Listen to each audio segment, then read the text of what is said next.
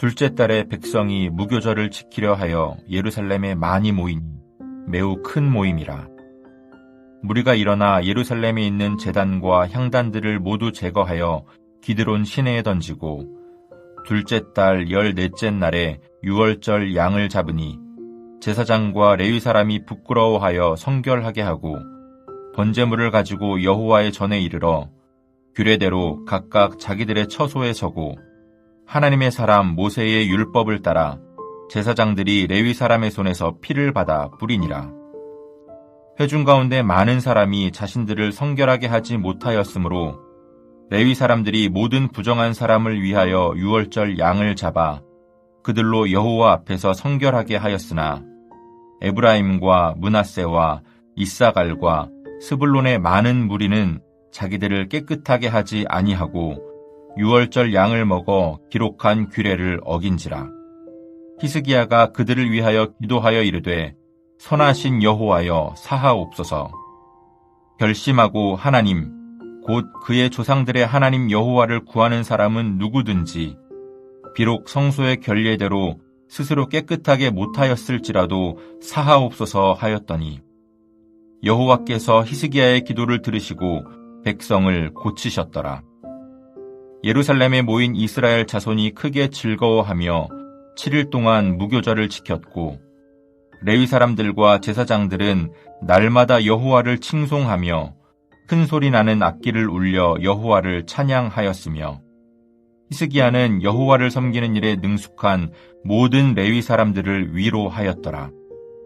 이와 같이 절기 7일 동안에 무리가 먹으며 화목제를 드리고 그의 조상들의 하나님 여호와께 감사하였더라. 온 회중이 다시 7일을 지키기로 결의하고 이에 또 7일을 즐겁게 지켰더라. 유다왕 히스기야가 숫송아지 1000마리와 양 7000마리를 회중에게 주었고 방백들은 숫송아지 1000마리와 양 10,000마리를 회중에게 주었으며 자신들을 성결하게 한 제사장들도 많았더라. 유다 온 회중과 제사장들과 레위 사람들과 이스라엘에서 온 모든 회중과 이스라엘 땅에서 나온 나그네들과 유다에 사는 나그네들이 다 즐거워하였으므로 예루살렘에 큰 기쁨이 있었으니 이스라엘 왕 다윗의 아들 솔로몬 때로부터 이러한 기쁨이 예루살렘에 없었더라. 그때의 제사장들과 레위 사람들이 일어나서 백성을 위하여 축복하였으니 그 소리가 하늘에 들리고 그 기도가 여호와의 거룩한 처소 하늘에 이르렀더라. 히스기야가 온 이스라엘 전역에 사자들을 보내어 유월절을 지키도록 공포하자 2월 14일에 유다와 이스라엘의 모든 백성들이 예루살렘에 모여 유월절과 무교절을 지켰습니다. 13절에서 유월절이 아닌 무교절로 언급한 이유는 무교절이 유월절을 포함한 전체 절기를 뜻하는 표현이기 때문입니다. 14일 저녁에 유월절이 진행되고 그 다음날 15일부터 7일 동안 무교절이 진행됩니다. 유월절은 하나님이 애굽의 장자를 치시던 밤에 어린 양의 피를 문설주와 임방에 바름으로 그냥 넘어갔다는 것에 유래합니다. 하나님은 이 재앙에서 구원받은 사건을 기념하여 절기로 제정하고 대대로 지키라고 명령하였습니다. 그리고 그날 밤에 이스라엘 백성들은 급히 떠날 준비를 하며 누룩 없는 빵, 즉 무교병과 고된 종살이를 상징하는 쓴나물을 고기와 함께 먹었습니다. 무교절은 바로 이 무교병에서 나온 말입니다. 그러므로 유월절과 무교절은 같은 사건을 가리키는 동일한 절기인 것입니다. 유월절을 준비하기 위해 먼저 백성들은 예루살렘에 있던 제단과 향단을 모두 제거하고 기드론 시내에 던졌습니다. 히스기야가 제사장과 레인들을 통해 성전을 정화하였다고 한다면 이번에는 백성들이 예루살렘 성을 정결케 함으로 절기를 맞을 준비를 한 것입니다. 여호와께 돌아오라는 히스기야의 메시지에 응답하여 백성들이 앞장서서 순종함으로 동참하였습니다. 규례를 따라 2월 14일에 유월절 양을 잡았습니다. 그런데 15절에 제사장과 레위 사람이 부끄러워하여 성결하게 하고 라고 하면서 이들이 유월절 행사를 위해 먼저 성결 의식을 행한 후 참여하였다고 말합니다. 제사장과 레위인들 중에 일부는 아하스 시대에 성전 기능의 마비로 인하여 부정한 자들이 있었기 때문입니다. 유월절 절기를 통해 그들도 성결을 회복하여 직무에 참여하게 된 것입니다. 규례대로 제사장들은 레위인의 손에서 짐승의 피를 받아 제단 사면에 뿌림으로 제사를 드렸습니다. 그리고 성결의 문제는 예배를 드리는 자들에게도 발생하였습니다. 백성들 가운데 많은 사람들이 성결하지 못한 상태로 왔기 때문에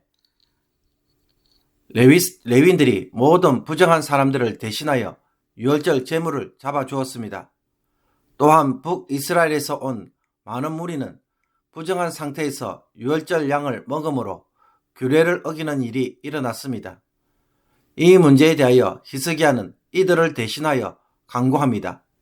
누구든지 여호와를 찾는 자라면 비록 성소의 정결 절차를 갖추지 못했더라도 용서해달라고 기도하였습니다.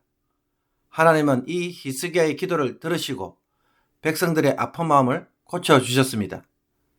예루살렘에 모인 이스라엘 자손들은 큰 즐거움으로 유월절과 무교절을 지켰습니다.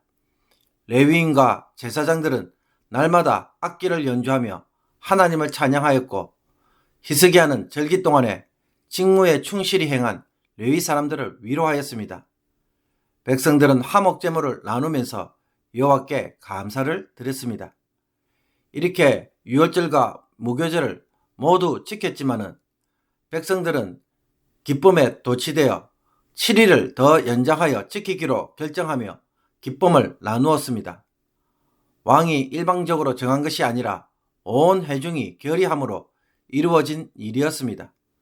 그래서 히스기야는 수송아지 1000마리와 양 7000마리를, 방백들은 수송아지 1000마리와 양 10,000마리를 백성에게 주었습니다. 때 이 일을 위하여 제사장들 중 많은 이들이 스스로 성결하게 하여 제사 준비에 참여하였습니다. 연장된 이 기간에도 유다 온 회중과 제사장들과 레위 사람들, 북이스라엘에서 온 모든 회중과 나그네들, 즉 이방인들과 유다에 사는 나그네들, 즉 이방인들도 함께 참여하며 즐거워하였습니다. 예루살렘 성에 이와 같은 큰 기쁨이 있었던 것은 솔로몬 이후로 처음이었습니다. 솔로몬이 성전 봉헌식과 장막절을 치른 후 7일을 연장하여 즐거워하였던 것과 같은 일이었습니다.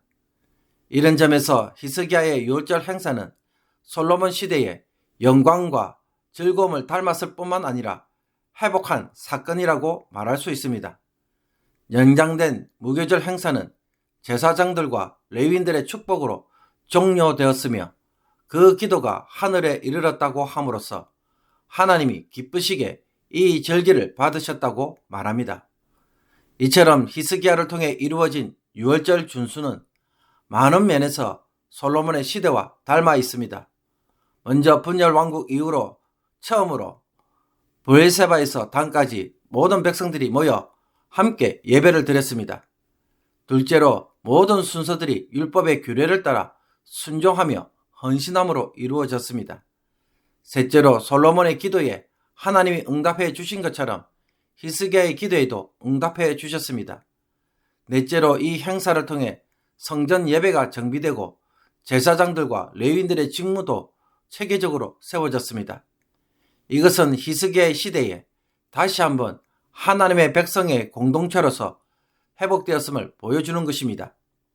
겉으로 보면 히스기야의 경건과 하나님에 대한 충성된 마음을 보여주는 사건이지만 한편으로는 하나님이 성결하지 못한 유다를 다시 회복하기 위한 하나님의 간절한 마음을 보여주는 사건입니다.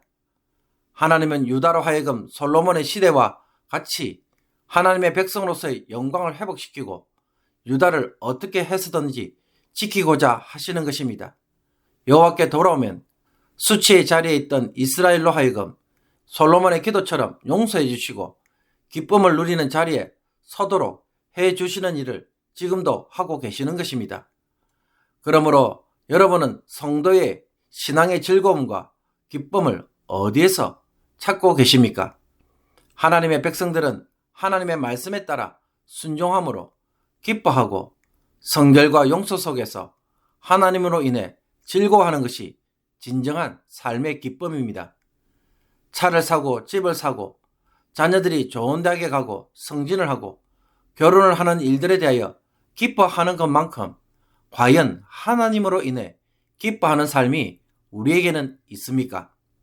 무교제에 참여한 온 회중들은 하나님의 은혜를 기념하는 절기를 통해 하나님을 즐겼고 너무 좋아서 7일을 더 연장할 정도였습니다. 우리에게도 그와 같은 일이 있습니까? 아마도 그런 기쁨을 잃어버렸다면 그것은 하나님이 특별한 은혜를 베풀지 않으셔서 된 것이 아니라 우리가 세상의 일에 너무 집중되어 있기 때문에 기쁨을 잃어버렸다고 말할 수 있습니다. 히스기야와 유다와 북이스라엘의 백성들이 유월절을 지킨다고 해서 당장 현실적으로 바뀌어지거나 변화가 되는 일이 일어났습니까? 그런 일은 없었습니다. 그런 상황에서 본다면 하나님으로 인해 갑자기 즐거워한다는 것은 생뚱맞고 억지로 즐거워하는 것처럼 보일 수 있습니다. 내 마음에 원하는 그 무엇의 기쁨이 충족되지 못했기 때문에 오는 낯설음이고 어색함입니다. 하나님으로 사는 것이 나의 일상의 삶이 아니었기 때문입니다. 하나님이 히스기야에게 주신 것은 아무것도 없습니다. 그런데도 히스기야는 하나님의 말씀에서 삶의 기쁨을 찾고 나라의 운명과 방향을 찾았습니다. 그가 백성들을 통치하는 이유는 하나님의 말씀대로 행하기 위함이고 섬기기 위함입니다. 그렇기에 행하는 자체가 즐겁고 좋은 것입니다. 오늘 하나님 때문에 단 하루라도 하나님으로 살아가는 날이 되기를 원합니다. 먹고 살기 위해 억지로 출근하고 생활하는 것이 아니라 하나님을 위해서 하나님을 온종일 기억하며 하나님을 찬양하고 하나님을 향한 마음으로 하루를 채워보기를 원합니다.